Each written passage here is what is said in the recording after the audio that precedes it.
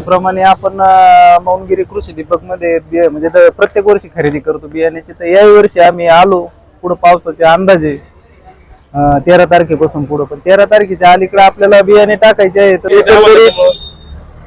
कांद्याच्या बियाण्यासाठी गोट म्हणजे डोंगरे लावणाऱ्या शेतकऱ्यांचं प्रमाण घटलेलं आहे, पहिला मुद्दा।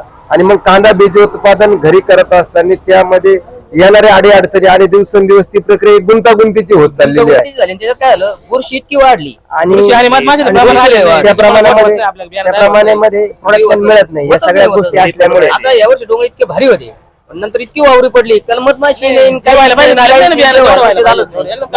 यामध्ये तांत्रिक गोष्टी अशी येतात ज्याला आपण बियाण्याची शुद्धता जी म्हणतो, ती शुद्धता आपल्याकडून राखली जात नाही। म्हणजे बीज उत्पादनासाठी जे गोट निवडावे लागतात ते होत नाही, ते एकाच आकाराचे, एकाच रंगाचे आणि एकाच जातीचे, ज्याला अनुवंशिक गुणधर्म आपण म्हणतो, एकाच अनुवंशिक गुणधर्माचे गोट निवडायला पाहिजे, ते निवडले जात नाही। पहिला मुद्दा तिथं आपल्या चुका होतात।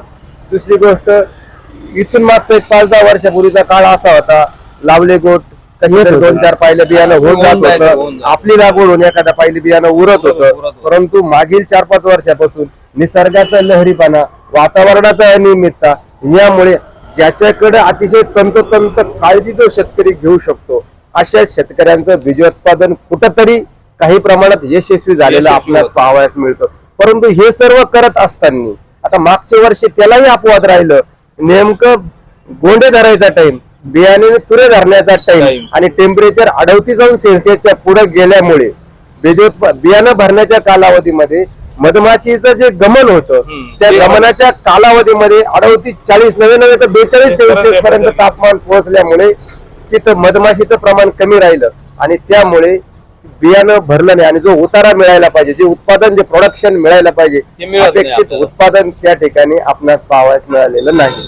या अनेक अशा गुंतागुंतीच्या गोष्टी आहेत का ज्यामुळे घरचंही प्रोडक्शन घटलेलं आहे।